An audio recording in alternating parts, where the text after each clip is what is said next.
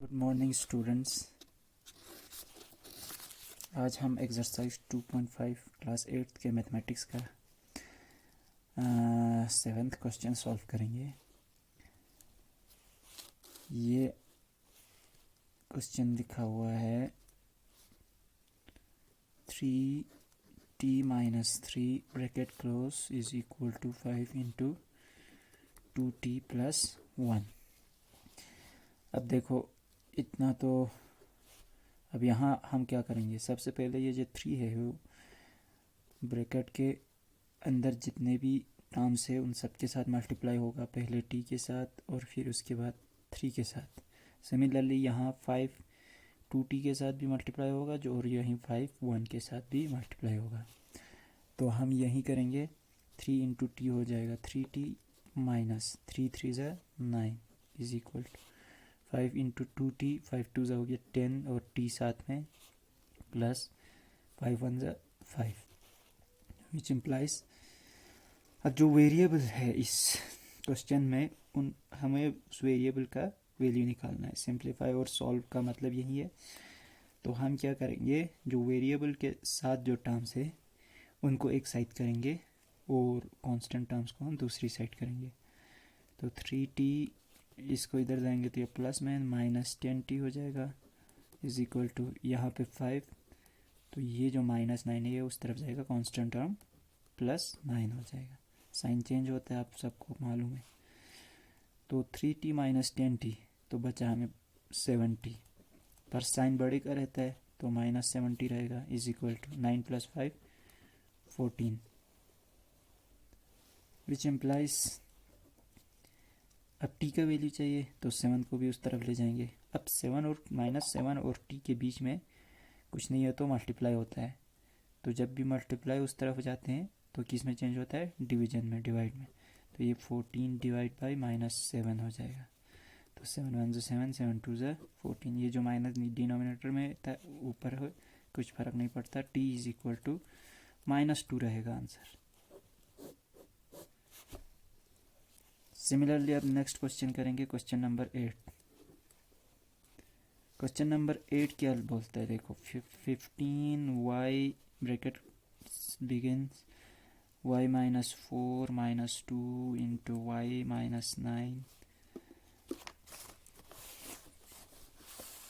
Plus 5 into y plus 6 equal to 0। ठीक है, अब इसको सॉल्व करेंगे सिमिलर जिस तरह से हमने पिछले क्वेश्चन में किया था। सारे जो ब्रैकेट के अंदर है उन सबको किसके साथ मल्टीप्लाई करेंगे, जो ब्रैकेट के बाहर टर्म है।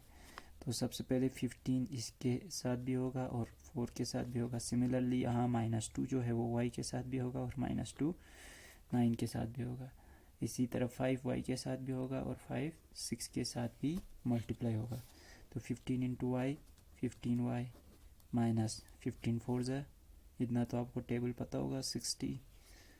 अब ये जो देखो कुछ बच्चे इसमें ज़्यादा गलती करते हैं, यहाँ पे 2 से मल्टीप्लाई कर देते हैं। ज़्यादातर बच्चे वो लिख देते हैं 2y - 2 9 ज़ा 18, तो ये गलत हो जाएगा।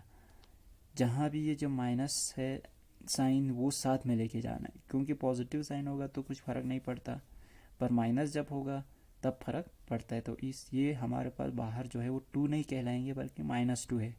तो -2 इंटू वाई -2y, और देखो -2 माइनस माइनस प्लस हो जाएगा 2 9 ज़ा 18 प्लस 5y ज़ा 5y प्लस 5 6 ज़ा 30 इक्वल टू 0 विच इम्प्लाइज।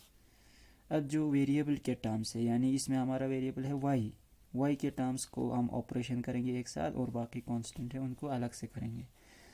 तो देखो 15y है हमारे पास, यहाँ पे एक -2y भी है और यहाँ पे 5y भी है। पहले हम 15y, क्योंकि ये पॉजिटिव में ये भी पॉजिटिव में है, तो 15y प्लस 5y हो गया हमारे पास 20y, फिर -2y, और यहाँ जो पॉजिटिव टर्म्स है उनको पहले सॉल्व करेंगे कांस्टेंट के। -60 जो कांस्टेंट टर्म है वो नेगेटिव में है, ये दोनों पॉजिटिव में, पहले इन दोनों को प्लस करेंगे। 30 + 18 कितना हो गया 48, फिर यहाँ बचा -60, इसको साथ में लिख दो इधर, is equal to 0। Which implies, अब 20y में से 2y निकालो, बचा हमारे पास 18y। यहाँ देखो प्लस माइनस माइनस होता है, 60 माइनस 48 निकालो, कितना बचेगा 12, पर साइन बड़े का रहता है तो -12 इज इक्वल टू 0। अब कांस्टेंट टर्म को उस तरफ ले लो, क्योंकि हमें क्या चाहिए y का वैल्यू, तो बाकी जितने भी y के बगैर जो भी नंबर्स हैं, जो भी टर्म्स हैं, उन सबको दूसरी तरफ लेंगे और हमें y का वैल्यू आ जाएगा। तो 18y इज इक्वल टू 0 + 12, ये +12 हो जाएगा, माइनस उधर हो जाके, तो 0 + 12 12 होता है, विच इम्प्लाइज y क्या आएगा 12। अब देखो 18 और y के बीच में मल्टीप्लाई है, ये उस तरफ जाके माइनस नहीं होगा बल्कि क्या होगा डिवाइड।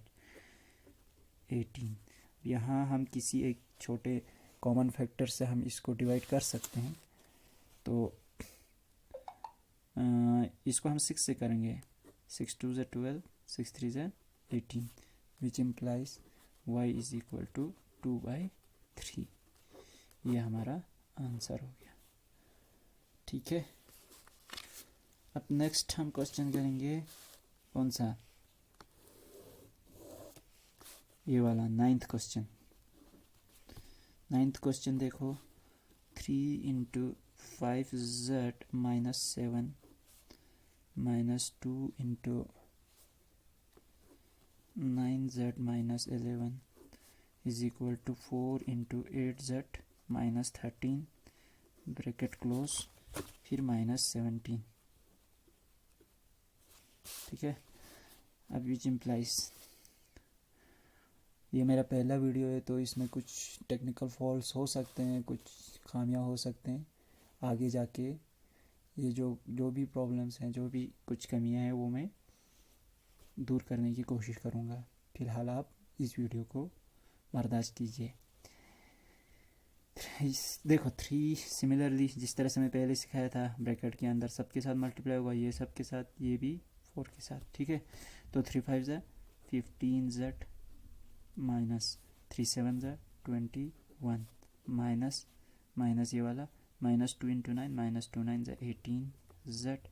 अब देखो ये जो -2 है ना, minus minus plus, 2 11 = 22 equal to 4, इस पूरे ब्रैकेट के अंदर मल्टीप्लाई होगा, 4 8 = 32z माइनस 4 3 = 12, कितना हो गया 4 13 से कितना होता है 52 माइनस 17, ये अलग है, इसके साथ 4 मल्टीप्लाई नहीं होगा, क्यों, क्योंकि ये ब्रैकेट के बाहर है। ठीक है, विच इम्प्लाइज, अब z वाले टर्म्स हम एक साथ करेंगे और बाकी कांस्टेंट टर्म्स को दूसरी तरफ करेंगे। यहाँ z वाला एक ये है, यहाँ पे एक टर्म है और यहाँ पे भी एक है, तो इन तीनों को हम लेफ्ट हैंड साइड में ले जाएंगे, बाकी जो कांस्टेंट टर्म्स हैं उनको दूसरी तरफ ले जाएंगे। तो 15z इस z है, ठीक है, 2 नहीं है, -18z, ये क्योंकि ये प्लस में इस तरफ जाके माइनस में होगा, 32z इज इक्वल टू, यहाँ पे -52 -17। अब देखो ये जो 21 और 22 उस तरफ जाएंगे, पहले 22 को अगर लाएंगे तो ये प्लस में तो माइनस में हो जाएगा, -22, और यहाँ पे -21 है, वो उस तरफ जाके +21। ठीक, विच इम्प्लाइज, अब पहले हम क्या करेंगे, जो साइन सेम है ना उनको ऑपरेशन करेंगे और उसके बाद दूसरे का। देखो ये भी माइनस में, ये भी माइनस में, इस 15z को फिलहाल ऐसे ही रख देते हैं, तो ये माइनस माइनस प्लस हो जाएगा, 32 + 18 कितना हो गया 50 पर साइन माइनस का रहेगा दोनों नेगेटिव में, -50z इज इक्वल टू, अब देखो यहाँ पे जो है हमारा 3 नेगेटिव टर्म से एक पॉजिटिव टर्म है, पहले इन नेगेटिव सब, क्योंकि तीनों नेगेटिव में तो ये प्लस हो जाएगा, माइनस माइनस क्या होता है प्लस, तो 52 17 और 22 इन तीनों को ऐड करेंगे, कितना हो जाएगा 50 60 70 80 87 89 91 हो रहा है शायद, पर साइन बड़े करेगा, -91 + 21, विच इम्प्लाइज अब ये प्लस माइनस माइनस 50 में से 15 निकालो तो बचा 35 पर साइन बड़े करेगा -35 z equal to minus plus minus 91 में से 21 निकालो 1 में से 1 0 9 में से 2 7 पर साइन बड़े करेगा -70। तो देखो z इज इक्वल टू, अब ये 35 हम उस तरफ ले जाएंगे -35 जो है -70 अपॉन -35 हो जाएगा क्योंकि ये मल्टीप्लाई में ना इन दोनों के बीच में, तो माइनस माइनस कैंसिल हो जाएगा 35 1 जा 35 2 जा 70, तो z इज इक्वल टू आ गया हमारा 20, ठीक है, सॉरी 2। ये भी ख़त्म।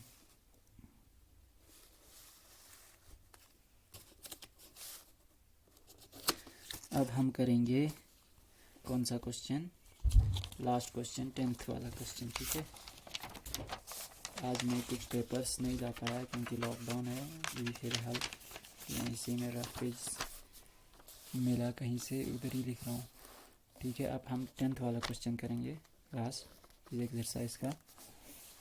इसमें क्या है 0.25 bracket 4f minus 3 equal to 0.05 into 10f minus 9।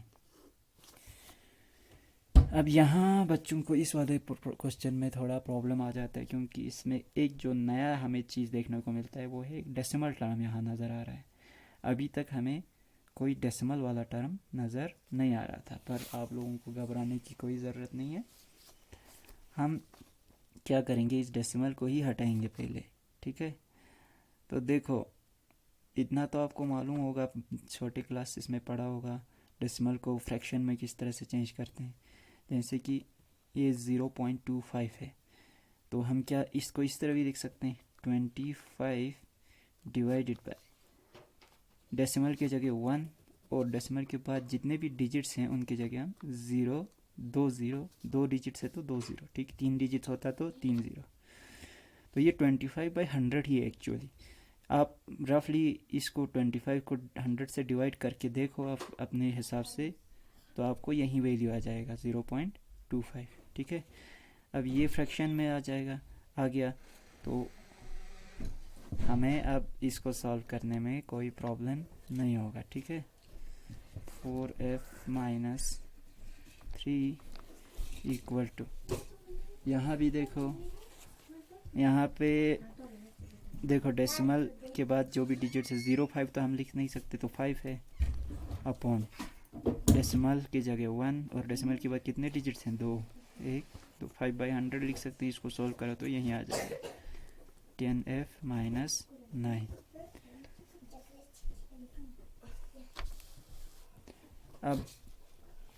अब हम देखो इसको सॉल्व करने के बहुत सारे तरीके हैं।